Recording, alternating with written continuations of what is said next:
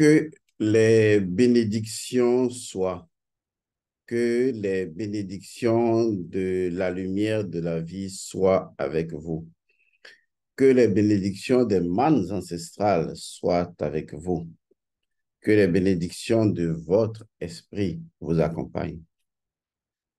Aujourd'hui, je vais vous expliquer pourquoi il est inutile de mentir à son partenaire ou à sa partenaire dans une relation de couple. Je pense que vous avez besoin de comprendre le mécanisme qui se trouve à l'arrière-plan pour mieux gérer votre vie dans cet aspect fondamental de la Mahat, à savoir la vérité. Laissez-moi d'abord vous faire le poteau rose de l'affaire de Dieu dans la création de la nature. La nature a un dispositif qui lui est propre. Il y a trois états de la nature. Il y a la nature elle-même, inappréhendable, en tant que ce que je pourrais appeler vecteur entre l'esprit et les manifestations de la matière, et de la manifestation de la nature, pardon. Il y a maintenant la nature dans les dispositions des lois, et il y a la nature dans les agrégats de la nature, à savoir les éléments de la nature que vous pouvez appréhender, moi, vous, les choses de la nature. Ce ne sont que des éléments symboliques de la nature, mais mus par des lois de la nature qui appartiennent à un autre corps de la nature, lesquelles lois elles-mêmes sont issues d'un autre corps que j'appelais tout à l'heure le vecteur entre l'esprit et la nature, qui est la véritable nature. Il y a une chose qu'il faut bien comprendre, c'est que la nature ne peut pas mentir. C'est une disposition fondamentale de la Mahat qui est associée à la nature dans son principe premier. La nature ne peut pas mentir. En fait, la nature existe en tant que caractère de l'esprit ou de la vie. Et par conséquent, la nature doit incarner dans ces trois états, dans ces trois aspects, les éléments fonctionnels de la nature sous différents aspects. Et donc, le fait même que la nature apparaît est une preuve de la vérité de la nature en ce sens que la vie nous est inaccessible, mais on l'appréhende à travers, premièrement, la nature dans sa disposition principielle. Une fois qu'on comprend qu'en fait, nous sommes dans un système cosmique qui ne peut pas mentir, autrement, ça reviendrait au tout, de mentir au tout, nous allons vers l'humain pour lui poser une question très simple. Pourquoi ment-il alors? Pourquoi devrait-il mentir? Pourquoi se force-t-il à mentir alors que tout son corps, toute son âme, tout son esprit lui impose la vérité? Vous allez me dire, abracadabra, qu'il y a des gens qui mentent et qui s'en sortent très bien. Et je vais vous dire que vous souffrez de myopie spirituelle. Car certes, cela reviendrait à dire que quelqu'un qui a commis des actes, disons, négatifs ou malhonnêtes ou même cruels, et qui est mort dans sa chambre de façon paisible, eh bien, vous direz que il a mal fait quand même et tout s'est bien passé pour lui. Et je dirais toujours que sur ce cercle-là, vous souffrez toujours de myopie spirituelle, en ce sens que vous n'appréhendez la nature, votre nature, que dans l'espace d'une existence humaine. Alors qu'en fait, il y a une chose que peut-être j'ai manqué de vous dire. Vous êtes éternel. Non, en fait, je vais le dire autrement pour que cela sonne mieux dans vous.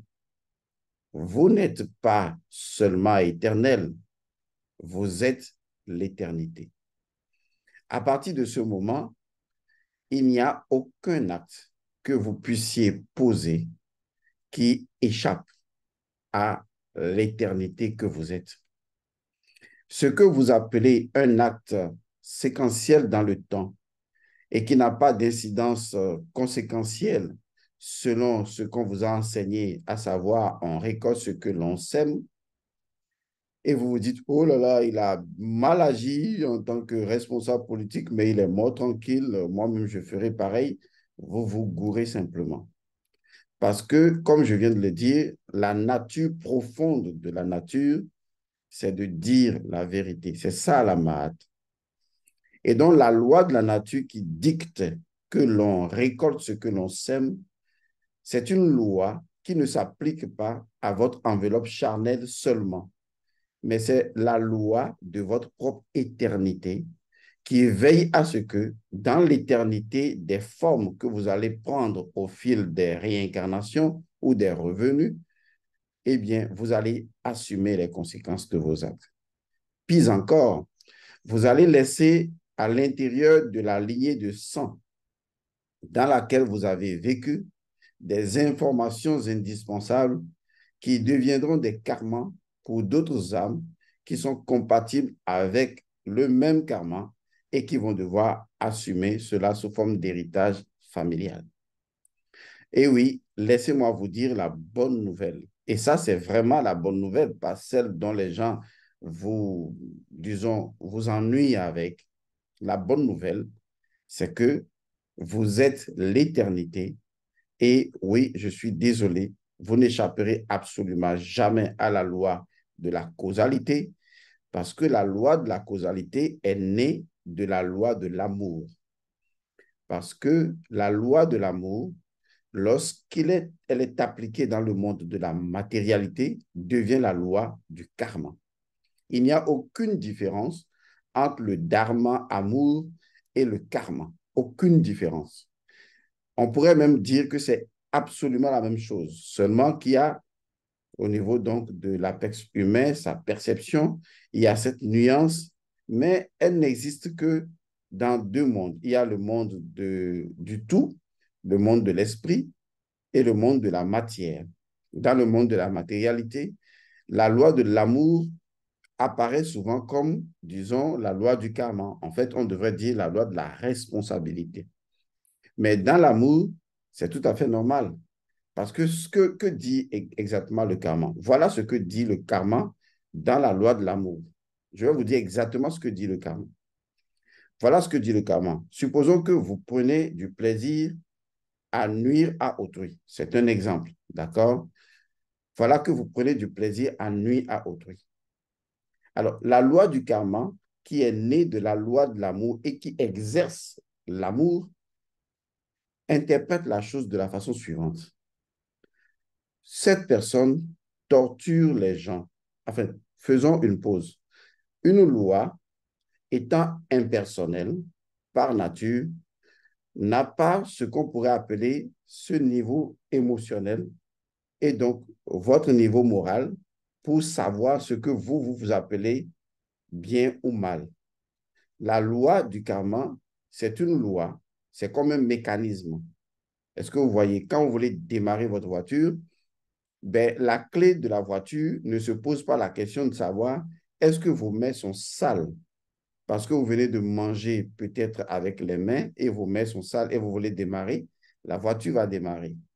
Mais si vos mains sont propres, la voiture démarrera également. Donc, la voiture ne fait aucune différence entre le fait que vous êtes sale et vos mains sont sales ou vous êtes propre et vos mains sont propres, la voiture démarre. De la même manière, la loi du karma dit quelque chose de ce genre, c'est-à-dire que ce n'est pas à elle de dire que ce que vous avez fait est bien ou mal, elle exerce la loi de l'amour en disant, étant donné que ce que tu fais est un choix, tu le fais parce que c'est ce que tu aimes. Il faut bien comprendre cela. Par exemple, lorsque tu fais du mal aux gens, la loi du karma n'exerce que l'amour. Elle est en train de dire, ah ok, il torture les gens. En fait, dans la loi du karma, ça ne sort pas du genre torture. Hein. La loi du karma dit, oh, voilà ce qu'il fait aux gens. Ça veut dire qu'il aime faire ça. Et d'ailleurs, votre cœur aime faire ça. La haine, c'est également de l'amour. Et donc, vous aimez faire ça. Et donc là, le karma dit, ce qu'il aime faire, eh bien, va également le faire. Vous voyez, c'est très doux. Non, absolument, c'est doux. Quand vous faites l'amour à votre femme ou à votre mari, ben, il vous fait pareil et vous ressentez du plaisir, n'est-ce pas? La loi du karma, c'est la même chose. Elle dit, oh, comme vous aimez bien faire ça, eh bien, la chose également vous fait. C'est très correct. Il n'y a pas de tricherie dedans. La loi du karma ne triche pas. Est-ce que vous voyez? Par exemple, vous aimez, je ne dis pas, vous aimez voler les gens. La loi du karma dit, oh, comme il adore faire ça. Donc, il ne dit pas voler, machin et tout ça. Il dit, oh, comme il adore faire ça, eh bien, ce qu'il fait va également le faire. D'où le principe fondamental de l'amour qui dit, ce que tu fais, te fait. C'est assez simple comme loi. Donc, une fois qu'on garde ça à l'esprit, on va évoluer maintenant vers la maths, du genre, ce que tu fais, te fait. Donc, pour la loi de la nature, pour la loi de l'amour, c'est clair, quoi. Ce n'est pas une punition. Le karma n'est pas une punition. Le karma est une révélation de la vérité de l'amour, à savoir, je fais ça et ce que je fais me fait. C'est correct. On est d'accord. Ou bien, c'est pas correct, ça. Soyons sérieux, là, c'est correct. Mais la même loi dit, si quelque chose te fait aujourd'hui, c'est parce que tu l'avais fait ou parce que tu possèdes les prédispositions que la chose te fasse. Je trouve que c'est tout à fait correct. Est-ce que vous comprenez cela? Donc, revenons donc à ce que je veux dire par là. Je veux dire par là que la nature est fondamentalement expression de l'amour de Dieu. Le karma exprime parfaitement l'amour. Et il n'y a pas de meilleure expression de l'amour que ce que tu fais te fait. C'est aussi simple que ça. Alors, quelle est la relation avec le fait que la nature aime dire simplement, uniquement la vérité? Vous ne pouvez pas mentir. Non, en fait, excusez-moi, je me suis mal exprimé. Vous pouvez croire que vous pouvez mentir. C'est un exemple, et même la vérité que je vous dis. Vous pouvez croire que vous pouvez mentir. Beaucoup de personnes croient ça. Il n'y a que les imbéciles qui croient qu'ils peuvent mentir. Mais vous ne pouvez pas. Ce n'est pas que je vous enlève cette liberté, vous l'avez. Mais en fait, si vous êtes éveillé, vous réaliserez que vous ne pouvez pas mentir. C'est idiot de mentir, c'est bête de mentir, c'est bête de se mentir, c'est con de croire que on peut mentir à la nature. Ce n'est pas possible. Donc, si vous mentez, soyez conscient que vous mentez et que votre mensonge ne sera jamais caché, ne sera jamais caché à la nature et que tôt ou tard, la nature va révéler ce mensonge-là. Maintenant, c'est là où se trouve la différence. Les gens pensent que quand on dit la nature va révéler ce mensonge, ça veut dire qu'un jour, ils seront là et que le mensonge va sortir à la télé. Non, vous ne savez pas comment les voies de la nature travaillent. Il faut que je vous explique un peu pour que votre esprit comprenne les choses. Quand on dit la nature va révéler les choses, regardez par exemple quand vous semez une graine, la nature finit par la révéler. Quand vous semez des choses, la nature finit par les révéler sous une forme ou une autre. Même les choses qui n'arrivent pas à pousser laissent des informations dans la terre qui nuisent à d'autres éléments. La nature finit par révéler la chose. C'est pour cette raison que la Mahat est le site ou le siège ou le fondement de la révélation. Est-ce que vous voyez? La Mahat est le fondement de la révélation. J'ai déjà fait plusieurs émissions sur la Mahat pour vous expliquer ce qu'est la Mahat, pour que les gens ne se trompent pas sur la Mahat. Maintenant, où est-ce que je vais avec cette capsule? Je voudrais attirer votre attention que dans la vie de couple, vous devez arrêter de vous mentir. En fait, partez sur des bases claires, l'une envers l'autre ou l'un envers l'une. Ceci éviterait que vous génériez des conséquences gravissimes et pour vous et pour vos enfants. Alors, admettons que vous êtes un homme. Je ne justifie pas quelque chose, OK? Vous êtes libre d'avoir le type de relation de couple que vous avez envie d'avoir. Chaque couple peut se définir ce qu'on appelle sa façon de relationner sur le plan de l'amour et sur le plan de la sexualité. C'est encore mieux, d'accord, de s'asseoir avec votre partenaire homme ou femme et de clarifier les choses sur la façon dont vous aimeriez mener votre vie et de couple et de sexualité. Vous pouvez dire, chérie, bon, moi, j'aimerais avoir des relations, je dis n'importe quoi, extra-conjugales, ou voilà, j'aimerais que notre relation soit pimentée de ceci ou de ça. C'est votre liberté, vous pouvez le faire. Oubliez toutes les âneries que les autres vous enseignent en matière de, oui, la vie sexuelle, machin et tout. Je vous expliquerai en quoi est-ce que la sexualité est la spiritualité. Il y a plusieurs formes de sexualité qui convergent vers l'unique intention, l'éveil spirituel. Il n'y a pas que pénétrer, lever pour faire de la sexualité. Ce serait trop absurde. C'est un apprentissage qu'il faudra faire. Mais ce que je veux vous dire ici n'a pas de relation avec ça. Je voudrais juste attirer votre attention sur le principe de la vérité, qui est le principe du karma, qui est fondé sur l'amour et qui est la révélation que la marde représente.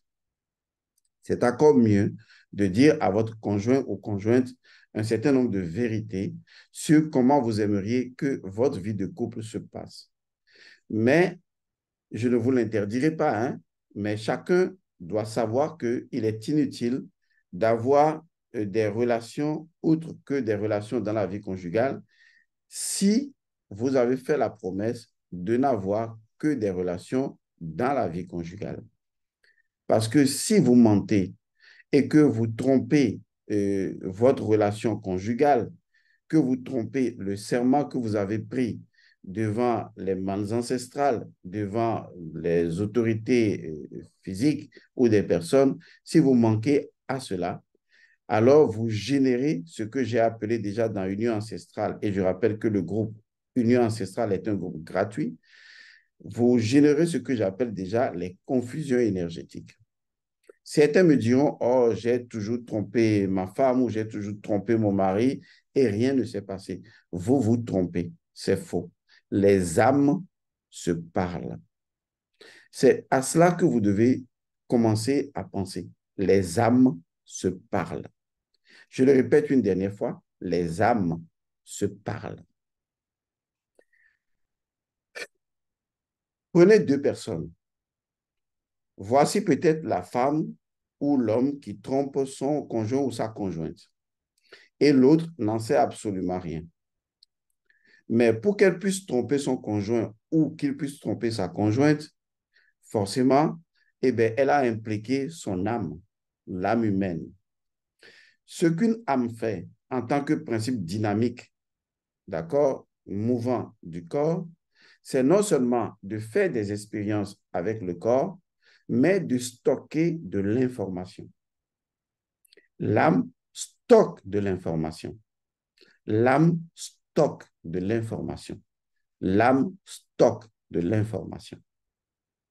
Et comme l'âme humaine est un stockage d'informations, en stockant l'information, donc vous avez trompé votre mari ou votre femme et ensuite vous venez avoir des relations sexuelles avec votre mari ou votre femme, l'âme ayant stocké cette information sur le plan de cette âme-là et dans un plan profond auquel vous n'avez peut-être pas tous les deux conscience, sur ce plan, les âmes se parlent. Au moment où vous avez une relation, je ne veux même pas dire avant d'avoir une relation, mais je veux prendre juste la partie coïtale, la partie de la relation sexuelle. Au moment où vous avez une relation sexuelle avec votre partenaire, l'âme de votre mari est déjà informée que vous l'avez trompé. L'âme de votre femme est déjà informée que vous l'avez trompé. C'est instantané. Parce que le partage d'une relation sexuelle est un partage d'informations et à la limite d'héritage de l'âme. Et donc, l'âme de l'homme, l'âme de la femme, selon celui qui a été trompé, reçoit instantanément l'information d'avoir été trompé par l'autre. Maintenant, la seule différence, c'est que peut-être l'homme n'est pas à un niveau spirituel pour savoir et donc recevoir son âme qui lui dit voilà ce que l'autre a fait, ou peut-être l'âme n'est pas ouverte au rêve pour comprendre le rêve que l'âme lui dit, ah, tu viens de faire l'amour avec ta chérie, mais voilà ce qu'elle avait fait il y a quelques jours. L'âme vous informe toujours, mais comme vous n'êtes pas éveillé au niveau de votre âme, vous n'avez pas l'information.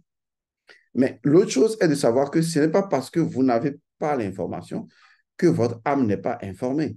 Votre âme est informée, votre esprit est informé. Les deux sont informés. Et même si vous restez ensemble jusqu'à ce que excusez le terme, mort s'en suivre, cette information est toujours demeurée à l'intérieur de chacun d'entre vous. Maintenant, partons sur des cas précis. Voici que vous avez trompé votre mari sur un certain nombre de temps durable, ou votre femme, et vous l'avez fait, et vous vous dites, elle n'en sait rien, et vous vous trompez. Elle sait, son âme sait tout, absolument tout. Et quand cela se produit, vous vous dites, oh, c'est rien.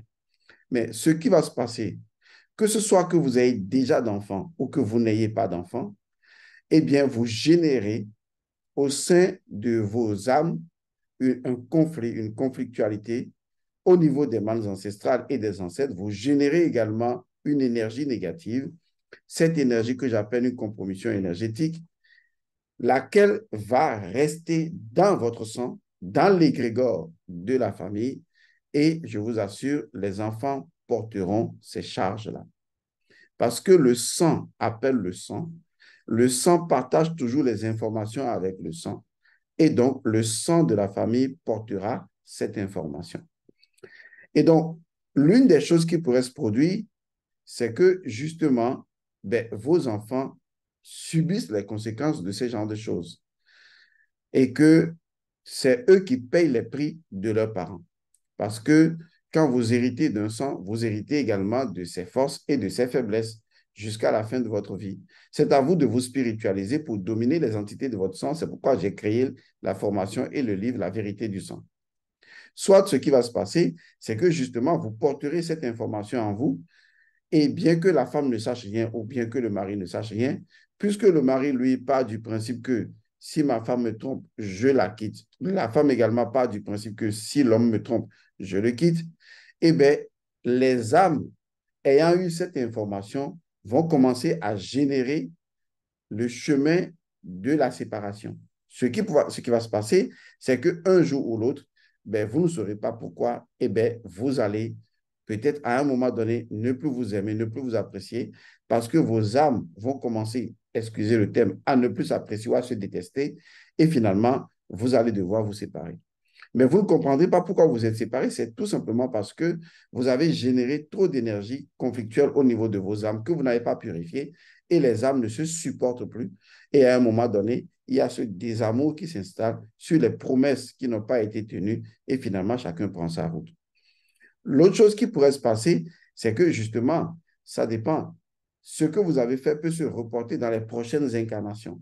Et quand ça va se projeter dans la prochaine incarnation, vous vous retrouverez soit en naissant comme femme ou en naissant comme homme, et vous allez vivre des expériences de tromperie ou d'autres formes d'expériences. Et peut-être même vous n'allez pas pouvoir trouver un homme ou une femme, et vous allez vous dire, mais qu'est-ce qui se passe? C'est parce que, en réalité, votre âme a gardé certaines informations qui étaient, disons, des trahisons envers elle, et que maintenant, vous devez tout simplement assumer. En fait, le résumé est simple. Les âmes se parlent. Il ne faut jamais oublier ça. C'est pour cette raison que dans la tradition de la spiritualité ancestrale, quand une femme commet l'adultère, on doit forcément la purifier. Si elle ne elle ne se purifie pas et qu'elle apporte sa sexualité vers son homme et que les deux ont une sexualité ensemble, les deux créent un conflit au niveau des mânes ancestrales et au niveau des ancêtres. Parce qu'une sexualité consiste à amener les ancêtres des deux lignées de sang à la même table pour manger ensemble. Donc, il n'y a pas que vous qui faites l'amour, il n'y a que vos ancêtres font l'amour avec vous, métaphoriquement parlant, puisque vos ancêtres sont des mémoires à l'intérieur de votre sang, dans le corps ancestral, vos ancêtres également s'unissent et font l'amour.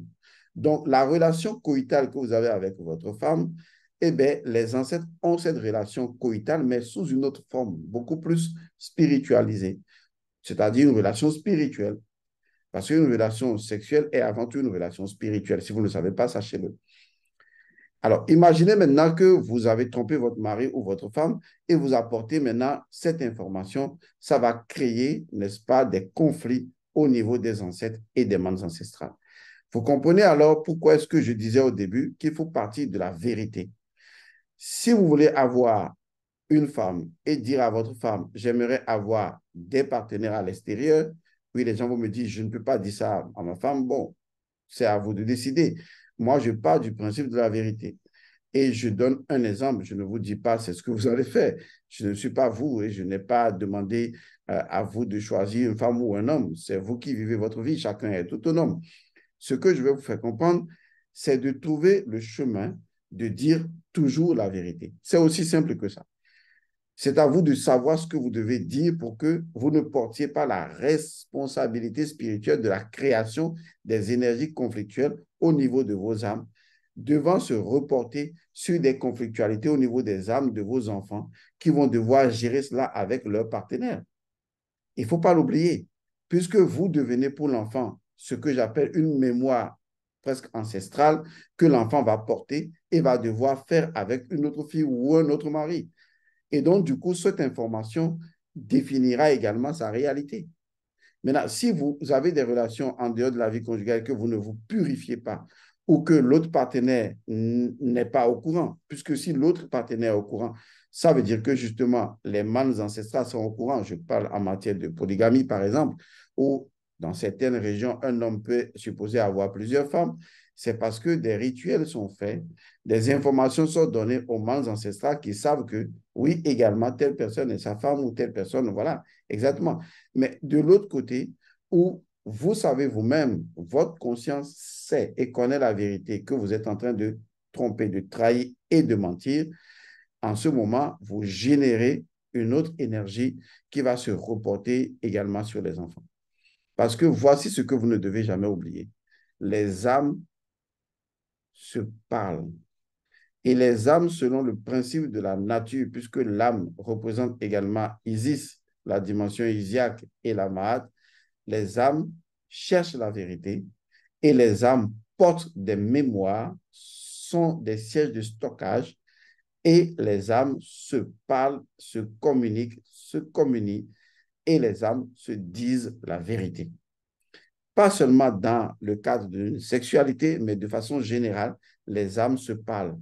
Mais je veux insister sur la dimension sexuelle parce que durant le rapport sexuel, tout ce que votre âme a fait derrière votre femme, tout ce que votre âme a fait derrière votre mari, eh bien, l'information est passée à l'autre immédiatement, instantanément. Même avant d'avoir de la sexualité, puisque quand vous êtes déjà ensemble, vous avez de la sexualité, cela se fait. C'est pourquoi certains hommes ou certaines femmes arrivent à avoir des visions et à voir, mon mari me trompe, mon homme me trompe, ou bien elles arrivent finalement à aller tomber sur le fait, parce que l'âme les conduit là-bas. Mais pourquoi l'âme les conduit là-bas? C'est toujours le principe de l'amour et c'est toujours le principe du karma, puisque le karma est le bras d'exécution de l'amour de Dieu. Le karma dit, ce que tu fais, te fais. Parce que ce que tu fais, c'est quelque chose que tu es en train de dire, je fais ça parce que j'aime faire ça. Et ce que j'aime faire, je veux que la chose me fasse. Pas qu'on me le fasse, c'est la chose qui va me faire ça. Maintenant, c'est la chose qui va trouver un canal, un homme, un chien, la nature, pour me faire exactement ce que moi-même j'ai fait. Est-ce que vous comprenez un peu la chose? Parce que si vous ne levez pas un peu votre dimension spirituelle, vous allez croire qu'on vous impose des lois, que Godson dit faites ceci, ne faites pas ça. Godson n'a pas de loi à vous imposer. Les lois constituent déjà le corpus spirituel de votre nature. Les lois sont en vous. Moi, je ne fais que les exprimer. Donc, la prochaine fois que vous allez tromper votre mari ou votre femme, je vous ai simplement dit, voilà ce qui se passe. Et la nature même ayant, portant l'âme de toutes les personnes, il y a ce qu'on appelle l'anima mundi, l'âme du monde, portant l'âme de la nature, portant chaque individu. La nature sait, l'âme sait, votre âme sait, les âmes se savent. Et à partir de ce moment, vous allez faire quoi? Donc, il faut vraiment partir sur le principe de la vérité. Si vous avez des penchants sexuels, discutez-en avec votre partenaire. Peut-être que elle aussi, elle aimerait vous dire certaines choses. Et parce que vous êtes peut-être tous les deux coincés, vous avez envie de faire certaines expériences ensemble. Il faut décider de les faire ensemble. Il faut partenariser sur ce coup-là. Parce que l'énergie sexuelle, c'est de l'énergie spirituelle. Et agir contre l'énergie sexuelle durablement peut endommager votre évolution spirituelle. Parce que l'énergie du dragon, c'est l'énergie de la réalisation spirituelle. Donc, c'est à vous de décider de quel type de sexualité vous aimeriez appartenir. Il faut que vous soyez clair avec vous-même et que, je suis désolé, vous soyez clair avec votre partenaire. Donc, arrêtez de me dire ou d'écrire en commentaire, oui, mais si ma partenaire n'est pas d'accord, si mon partenaire n'est pas d'accord, ce n'est pas moi qui vous ai choisi votre partenaire. Non, ce n'est pas moi. Et ce n'est pas moi qui vous ai fait faire des choix. Vous avez fait des choix librement consentis. Et donc, par rapport à ces choix, à ces validations, votre âme est rentrée dans un processus. Eh bien, n'obligez pas votre âme à suivre le chemin du mensonge parce que tôt ou tard, eh bien, votre âme devra en payer fortement le prix. Tout cela, ce n'est pas moi qui le dis. Il faut vraiment que vous arrêtiez de penser que c'est Godson qui vous donne des leçons de morale ou qui vous dit ceci, qui vous dit ça. Non. Je vous explique ce qui se passe déjà et pourquoi certaines conséquences vous arrivent et pourquoi certaines maladies de l'âme s'expriment sous forme de maladies du corps. Pourquoi? Prenez un exemple simple. Et cet exemple va vous épater pour finir. Pourquoi les femmes ou certaines femmes ont des kystes ou des fibromes? Est-ce que vous vous êtes jamais posé la question de savoir pourquoi? Je lance ce défi à toutes les femmes qui ont des kystes ou des fibromes. J'ai déjà rencontré des centaines de femmes sur la question. Nous avons énormément discuté, mais on revient toujours au même schéma récurrent. Sachez que dans votre vie spirituelle, vous créez des entités tout le temps. J'en crée, vous créez. Maintenant, le problème, c'est de savoir quel type d'entité vous créez. Je reviens donc au problème de kyste et de fibrome. Pratiquement 99,99% des femmes que j'ai rencontrées ayant des problèmes de kyste et de fibrome souffrent fondamentalement de la même chose. Souvent, leur expérience repose sur ce que les parents voulaient qu'elle soit avant leur naissance. Soit les parents voulaient un garçon et c'est une femme qui est venue au monde. Cela peut générer chez les femmes des kystes ou des fibromes. Ou peut-être c'est la femme elle-même, selon l'expérience de sa mère, elle reprogramme dans son esprit que l'homme est un problème et donc elle développe un certain nombre d'antipathies au niveau du masculin ou de peur, d'angoisse, de frustration. Un ensemble d'émotions dont le message porteur est tout simplement j'ai peur, d'accord, d'être femme. Ou peut-être, selon certaines expériences, elle déteste le fait même d'être femme. Ou en fait, le fait d'être femme leur pose des inquiétudes, les énerve, il y a un tas d'émotions autour. Mais les femmes qui souffrent de kystes et de fibromes, elles ont fondamentalement la même peur parce que il y en a chez certaines, c'est la peur de porter d'enfants ou la peur de ne pas suffisamment être femme pour avoir d'enfants ou traumatisée par les expériences de la grande sœur qui a connu des trucs, etc., ou la maman qui est morte en couche, ou des situations les plus inextricables. Mais on a constaté, j'ai constaté, qu'il y a un refus inconscient d'admettre sa féminité, ce qui fait que votre corps, lui, il est une machine réponse de l'esprit et de votre âme. Votre corps se dit, oh, voilà que cet esprit et cette âme ne veulent pas du principe féminin. Et donc, votre corps commence à fabriquer ce que j'appelle des montagnes russes à l'intérieur de votre col, de votre utérus ou de votre vagin, et cela devient des kystes et des fibromes. En fait, les kystes et les fibromes, leur message signifie je ne veux pas être femme, j'ai peur d'être femme, j'ai l'angoisse, j'ai la frustration, un ensemble d'émotions dont les messages se sont transformés en ce que j'appelle des montagnes russes internes au niveau et vaginales qui viennent bloquer votre possibilité d'être femme. En réalité, votre corps est obligé, est obligé d'exprimer les énergies de l'âme.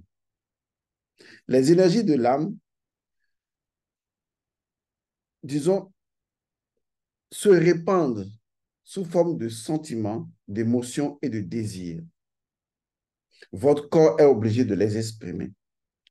Et donc, si votre âme possède ce que j'appelle des maladies de l'âme, des souillures, des trucs, voilà, vous comprenez, tôt ou tard, soit ces choses seront découvertes, soit, même si elles ne sont pas découvertes ou dites ou révélées par d'autres moyens, eh bien, le corps les traduira d'une façon ou d'une autre. C'est pourquoi certaines formes d'infidélité, même dans la vie de copinage, deviennent plus tard, des fois pour une femme, un problème d'infertilité. En fait, le corps veut simplement exprimer d'une manière ou d'une autre votre mensonge. C'est pour cette raison qu'on ne dit pas la vérité pour l'autre, pour faire plaisir à l'autre. On dit la vérité, on est dans la vérité parce qu'on s'aime soi-même. Si vous vous aimez vraiment, vous devez être dans la vérité. Je vous assure, c'est comme ça que ça marche. Maintenant, il y a 3 niveaux de vérité. Il y a la vérité telle qu'elle est et elle peut être très brutale, très sauvage et suffisamment dangereuse, ça dépend des faits. Mais il y a une autre forme de vérité, c'est de parler en parabole. Les gens ne comprennent pas que la plupart des grands maîtres parlent en parabole parce qu'ils estiment que le niveau de conscience de la population n'est pas encore à un niveau adéquat pour comprendre la vérité, donc ils laissent des paraboles, des métaphores. Ça existe dans nos traditions depuis très longtemps, puisque dans nos traditions, quand une femme a trompé son mari, on trouve que c'est très indécent que vous allez dire à un mari que ta femme t'a trompé. Mais on lui dit, ah, vraiment, ta femme est, je traduis ça littéralement, hein, bien que ce ne soit pas vraiment ça, on dit, mais ta femme, elle est rentrée dans la forêt ou elle est rentrée dans la brousse. Vous voyez, une façon de dire simplement, ben, elle t'a trompé. Ce qui fait que la chose demeure un peu supportable, la chose demeure ceci ou cela, ou du moins on le dit d'une manière. Il y en a même qui ne le disent pas. Il y en a à qui vous demandez, mais est-ce que vraiment vous avez su que ma femme me trompe? Il dit, parce qu'on sait très bien également que le silence ou une certaine forme d'expression peut déjà être la vérité. Tout ça pour éviter de choquer les consciences, pour que, vous savez, les plaies, quand on les remue, ça fait encore plus mal. Donc, on essaye d'utiliser un langage qui soit plus doux. D'ailleurs, vous le savez, hein, quand quelqu'un perd une personne qui lui est chère, c'est à travers un certain nombre de choses qu'on finit par lui dire ça. C'est pas comme dans les médias aujourd'hui où on le dit vlam comme ça. Non, on prend des gants, on va voir la personne. Il y en a même qui donnent à manger, qui lui parlent, qui racontent des histoires et finalement on lui flanque ça, tout en espérant que la personne encaisse. Sinon, après, la personne peut faire des folies. Vous voyez, c'est tout un ensemble de dispositions, on le sait. Donc, la vérité peut être tellement choquante. Du coup, il faut choisir tout simplement la voie de parler en parabole. Il y a des choses que je fais sur cette chaîne, je dis les choses clairement, mais il y a d'autres choses, je préfère les donner en parabole parce que j'estime que la conscience humaine doit évoluer un tout petit peu pour accéder à cela. Troisième niveau, c'est tout simplement, eh bien, de ne jamais mentir. On peut ne pas dire la vérité, mais on peut ne pas non plus mentir. C'est quelque chose qui se fait, qui est pratique. Vous renoncez au mensonge, vous ne pouvez pas dire la vérité, mais vous ne devez pas non plus mentir. C'est une voie que certaines personnes empruntent. Il y en a à qui leur mari ou leur femme pose la question de savoir, je veux que tu me dises la vérité, mais vous constaterez que la personne n'arrive pas à avouer ce que la personne doit avouer, mais que la personne ne nie pas non plus un certain nombre de choses. Parce que justement, la personne se sent peut-être coincée ou la personne estime que c'est cette façon pour elle de s'exprimer ou carrément la personne garde le silence. Pourquoi je vous partage tout ça? Parce que je voudrais que vous compreniez que vous êtes des êtres éternels, des êtres de l'éternité, et que vous êtes dotés de responsabilités spirituelles. Et votre responsabilité spirituelle, c'est également le fait que vous partagez vos énergies avec des descendants, tout comme des ascendants ont partagé avec vous. Et vous devez veiller à la qualité de l'énergie que vous laissez à chaque génération pour que demain, vous ne soyez pas obligé de suivre, de subir la même loi. Ce que tu fais, te fait. Et donc, c'est à vous de jouer. C'est à vous de décider de ce que vous voulez faire maintenant. Et donc, ne venez pas me poser des questions en me disant, Godson, on va le faire comme ceci, on va le faire comme ça. Non, ce n'est pas à moi de vous le dire. Je viens de me rappeler de quelque chose que je partagerai avec vous. Je vais créer un groupe plus tard, bien sûr, peut-être l'année prochaine. C'est un groupe de rencontres, d'accord? C'est un groupe de rencontres qui va permettre aux hommes et aux femmes qui souhaitent se rencontrer et créer une relation de l'amour, une relation de couple, une relation de vie conjugale, de se mettre ensemble, mais également les gens qui sont déjà en couple, de vivre une expérience extraordinaire. Je vais vous révéler le secret fondamental de l'amour, de comment il est possible, lorsqu'on est avec une personne, de créer l'amour, de générer de l'amour. Pour le moment, ce ne sera pas clair pour vous, mais laissez-moi vous donner un avant-goût de la chose, parce que c'est un projet gargantuesque et beaucoup de personnes en seront complètement étonnées. J'ai réfléchi sur plusieurs aspects. Je me suis dit, mais pourquoi certaines personnes qui s'aimaient profondément finissent par se laisser, d'autres personnes qui ne s'aiment pas n'arrivent pas à rester ensemble? Est-ce que vraiment deux personnes qui restent ensemble doivent forcément éprouver d'abord de l'émotion et des sentiments avant de rester ensemble? Vous voyez, il y a plusieurs questions que je me suis posées et je vous donnerai la liste de ces questions.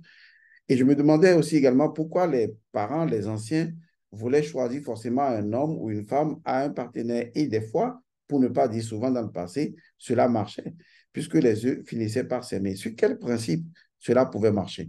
Alors qu'aujourd'hui, on a laissé aux jeunes la liberté de je suis tombé amoureux, et pourtant ça ne marche pas non plus. Finalement, quelle est la science qui va marcher? Laissez-moi vous dire, sans être un homme qui connaît tout, que j'ai trouvé comment ça va marcher. Je vous assure, je l'ai trouvé. D'ailleurs, je l'avais trouvé avec le livre, le code, j'ai craqué le code de l'amour 369, je l'ai trouvé. Je vous assure que deux personnes peuvent décider de rester ensemble et parce que ces deux personnes décident de rester ensemble, ces deux personnes peuvent créer de l'amour. Vous allez me dire, mais l'amour ne se force pas. Non, je ne dis pas de forcer l'amour. Je dis de créer de l'amour. En fait, je vous l'expliquerai et vous comprendrez mieux. Pour le moment, ne jugez pas ce que vous ne savez pas. J'ai fait une expérience entre-temps à un couple qui allait, je crois, se séparer. Je leur ai dit, non, ce n'est pas nécessaire de se séparer parce que l'homme avait des doutes sur la femme, qu'elle lui cachait des choses et l'homme avait besoin de se rassurer.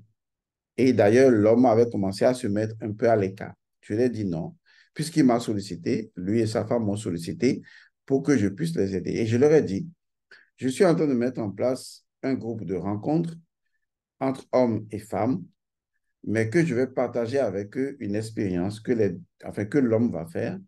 Et à partir de là, je suis absolument certain que les deux finiront par retrouver un terrain d'entente. Et cette expérience, elle a marché. Écoutez très bien. L'une des choses qui peut créer la séparation entre un homme et une femme, c'est le fait que l'expérience de vie de la femme, toute l'expérience de la vie de la femme, depuis sa naissance jusqu'à l'âge où elle est avec le monsieur, y compris le monsieur également, toutes ces expériences jusqu'à l'âge où il est avec la femme, aucun d'entre les deux, je ne vais pas dire ne connaît pas la vie de l'autre, mais aucun des deux n'a vécu la vie de l'autre. Je pèse mes mots, suivez bien moi. Aucun des deux n'a vraiment vécu la vie de l'autre. Je ne dis pas que l'autre n'a pas informé l'autre. Il y a des couples dans lesquels la femme raconte son histoire à son mari. Pourtant, à un moment donné, son histoire peut se retourner contre elle. Il en est de même pour l'homme également. Je ne parle pas de ça. Je parle de vivre vraiment, être vraiment à la place de l'autre et vivre vraiment sa mémoire. Je vous emmènerai au seuil du véritable amour. Et donc, j'ai demandé à la femme, est-ce que tu acceptes que l'homme entre dans ta mémoire et que l'homme entre dans ton sang et aille faire l'expérience par lui-même de ta vie et découvre ce que tu es? Elle a dit, il n'y a aucun problème parce qu'il faut forcément cette autorisation. Et donc, j'ai enseigné une technique secrète à l'homme en présence de la femme et j'ai demandé à l'homme, tu prononces cette incantation. Ce qui est sûr, tu feras une expérience et après, tu partages avec moi. Parce que je ne vais pas lui dire le type d'expérience qu'il va faire. Je ne vais pas conditionner son esprit. Je l'ai laissé. Et effectivement, le monsieur a fait des rêves dans lesquels il s'est retrouvé dans la mémoire de la femme et a vécu sous forme de rêve l'expérience de ce que la femme lui cachait. En réalité, ce qu'il a découvert dans la mémoire de la femme n'était absolument rien de grave, mais cela pouvait briser leur couple. Mais cette fois-ci, ce n'est pas que c'est la femme qui lui a dit, mais en fait, c'est lui qui s'est retrouvé dans la mémoire de la femme et qui a vécu l'expérience de la femme presque à la place de la femme et a dit, waouh, en fait, il ne faut pas que l'autre vous dise ce qu'il a vécu. Il faut que vous vous mettez à la place de ce que l'autre a vécu, que vous deveniez l'autre. Et je vous assure, cette expérience est absolument, waouh, formidable, possible. Alors, imaginez deux personnes qui peuvent rentrer dans la mémoire l'une de l'autre à travers un rituel et que chacun vive ce que l'autre a vécu. Le vrai problème, ce n'est pas que l'autre vous ait raconté son histoire. Il peut vous raconter son histoire que vous ayez été ému un instant, mais après, ça passe. Et si vous aviez vécu vraiment son histoire en lieu et place de la personne, en rentrant dans sa mémoire, après, qu'est-ce qui va se passer? Oui, c'est l'amour. Donc, ce qui vous attend, vous attend. Mais que les bénédictions soient à vous.